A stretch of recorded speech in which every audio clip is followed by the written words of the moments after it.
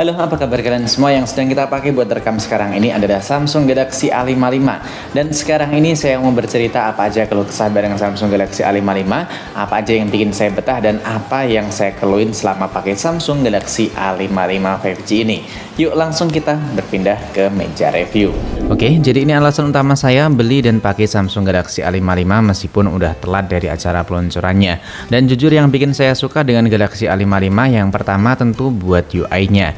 Terakhir pakai One UI itu di G2 Prime ya, dan itu udah lama banget, udah ada 5 tahun lebih tentunya. Kemudian nyobain pakai Realme UI, pakai ColorOS, MIUI, kemudian XOS. Dan setelah balik nyobain One UI kurang lebihnya selama 7 harian atau 1 mingguan, ternyata UI ini benar-benar kerasa enak dan juga smooth banget. Meskipun buat beberapa fitur ataupun tampilannya emang harus adaptasi lagi. Ya misalnya kayak keyboard bawaan Samsung yang sering meleset ketika saya ngetik, dan sebenarnya bisa kita akalin dengan download Google Keyboard di Play Store. Alasan yang kedua tentu saya suka banget buat build quality-nya. HP ini emang kelewatan mewah sih buat ponsel di harga 5-6 juta rupiah. Desainnya itu simpel banget, meski dari seri entry level hingga flagshipnya itu sebenarnya sama semua. Dan yang saya suka tentu buat materialnya udah berbahan metal, backdoornya berbahan kaca, apalagi di bagian bodinya ada plastik pelindung, dan ini sengaja nggak saya kletek biar tetap kelihatan mulus. Dan kayaknya buat kompetitor atau dari brand lain itu nggak ada buat plastik pelindung di bagian bodi ataupun frame ponsel. Kemudian alasan yang ketiga tentu buat kualitas speaker yang dimilikinya. Jujur saya kaget banget dengan audio yang dihasilkan dari Galaxy A55 ini. Audionya itu kerasa mewah banget ya. Bassnya juga nendang dan ini bikin betah banget lihat sosmed, dan menurutku ini yang terbaik buat ponsel di kelas harga 5-6 jutaan yang pernah saya cobain. Lebih tepatnya buat beberapa ponsel Android di rentang harga tersebut. Alasan yang keempat tentu buat jangka panjangnya ponsel ini udah kelewat aman. Dari segi jaminan update OS 4 tahun, kemudian update security nyampe 5 tahun, kemudian desain dan juga bodinya ini nggak ngebosenin. Bodinya juga udah kita sebutin tadi ya, pakai bodi berbahan metal, tentu ini udah kuat banget. Baterainya juga gede di 5000 mAh, kemudian buat beberapa fitur yang dimilikinya ya, contohnya kayak eSIM. Dan kalau nggak salah cuman Galaxy A55 yang ada di harga 5-6 jutaan yang udah punya fitur eSIM tersebut. Dan bagusnya lagi ponsel ini tetap ada 2 kartu SIM sekaligus, dan dengan catatan kalau eSIM-nya kita aktifin, SIM card yang kedua itu akan otomatis dinonaktifkan. Lebih tepatnya kayak sistem hybrid. Alasan yang kelima tentu di bagian kameranya. Buat hasil foto ataupun perekaman video ini menurutku sih udah lebih dari cukup ya buat kamera depan ataupun kamera belakang. Buat foto potret bokehnya cakep banget, buat efek flare yang dimilikinya meskipun nggak ada buat 2 kali digital zoom. Dan setelah kita melakukan update sistem, menurutku sih buat perpindahan kamera antara 1 kali ke 2 kali dan juga seterusnya itu udah kerasa smooth ya, meskipun emang masih agak kurang smooth banget.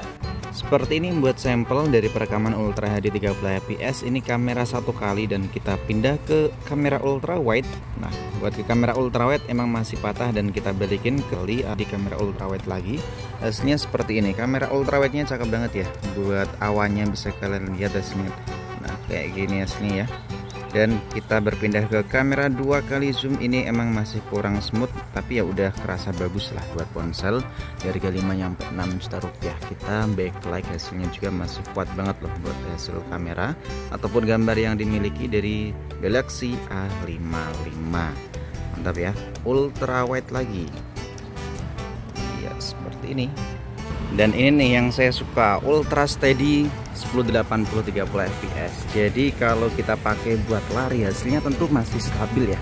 Ini kita pakai buat lari loh, ya kan? Kita pakai buat lari hasilnya stabil ini. Dan di video opening yang kalian lihat tadi itu saya rekamnya pakai kamera selfie dengan perekaman resolusi 4K 30fps. Alasan yang keenam tentu buat urusan performanya. Nah, setelah kita melakukan update sistem, buat performa ataupun settingan grafis yang dimiliki di ponsel Galaxy A55 menurutku sih lebih bagus lagi ya. Contohnya kayak game Mobile Legends, pertama kali saya download ini cuman mentok di settingan 90fps ya. Dan setelah kita melakukan update sistem, ternyata udah ke unlock nyampe ultra. Dan suhunya juga menurutku cuman anget, nggak nyampe panas gitu. Jadi buat kita pakai main game masih kerasa enak dan juga nyaman di tangan. Dan buat game PUBG Mobile juga stabil banget di 60 fps. Ya emang rata kanannya cuman smooth di 60 fps sih. Alasan yang ketujuh tentu buat fitur-fitur yang dimilikinya. Misalnya kayak eSIM tadi ya. Kemudian buat layarnya yang udah diproteksi dengan Corning Gorilla Glass Victus Plus. Backdoornya juga udah punya proteksi dari Corning Gorilla Glass. Ditambah lagi ada sertifikasi IP rating 67. Tentu itu bikin kita makin nyaman dan juga lebih tenang ya. Bahkan ponsel ini juga masih memiliki fitur langka, yaitu slot kartu memori eksternal. Karena buat ponsel di harga 5 jutaan ke atas itu rata-rata udah pada diilangin buat fitur tersebut. Dan alasan yang terakhir ataupun yang ke-8 tentu buat urusan baterainya. Karena udah pakai baterai dengan kapasitas di 5000 mAh. Dan ini sekaligus kita mulai buat kekurangan dari Galaxy A55 ya. Karena menurutku buat baterai di 5000 mAh itu ya biasa aja, nggak awet dan juga nggak bisa kita bilang boros. Dan tentunya kekurangan yang saya maksud tentu buat urusan pengisiannya. Karena buat fast charger di Galaxy A55 kan cuma mentok di 25 watt, dan ini tentu ketinggalan banget kalau kita bandingkan dengan kompetitor di ponsel Android lainnya. Rata-rata buat ponsel di harga 2-3 jutaan udah pakai 45 watt, bahkan buat Poco F5 yang baru aja kita unboxing kemarin ya, itu dengan harga mulai ya 5 juta kurang sedikit atau 5 juta lebih, itu kapasitas pengisiannya udah nyampe 90 watt. Lalu hal yang nggak saya suka yang kedua tentu buat urusan bodinya. Ya yang saya maksud urusan bodinya itu buat beratnya emang kerasa lebih berat dibanding ponsel lain, apalagi kalau kita tambahin pakai softcase officialnya. Ini makin kerasa tebel dan juga makin kerasa berat sih. Ya meskipun buat feel genggamnya sebenarnya kerasa enak, nyaman dan juga keset di tangan. Alasan yang ketiga yaitu buat urusan bezelnya. Ponsel ini kelihatan tebel atau kelihatan biasa aja kalau kita bandingkan dengan kompetitornya. Karena buat bezel di bagian atas, kanan, kiri ataupun bawah masih terlihat tebel dibanding kompetitor lainnya. Alasan yang keempat tentu dalam paket penjualannya yang menurutku Samsung itu pelit banget. Karena buat boxnya itu kelihatan tipis, kemudian dalam paket penjualan nggak ada anti gores bawaan, nggak ada case tambahan, dan parahnya lagi kita nggak mendapatkan adapter charger.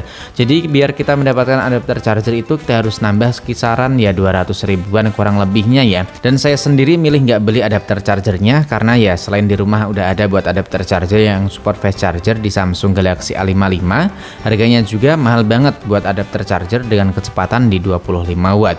Dan kesimpulan setelah saya nyobain Samsung Galaxy A55 kurang lebihnya 7-8 harian ya, ini ponsel menurutku sih overall bagus banget. Dengan catatan buat kalian yang nggak terlalu mengutamakan buat urusan performa ataupun angka-angka seperti Antutu dan juga lain-lainnya. Selain itu, dengan berbagai kelebihan dan juga kekurangan yang udah kita sebutin dari awal nyampe akhir video. Dan buat kalian yang nyari ponsel buat jangka panjang, biasanya kan pada nanya tuh, buat jangka panjang aman atau enggak bang? Tentunya Galaxy A55 ini udah super aman banget.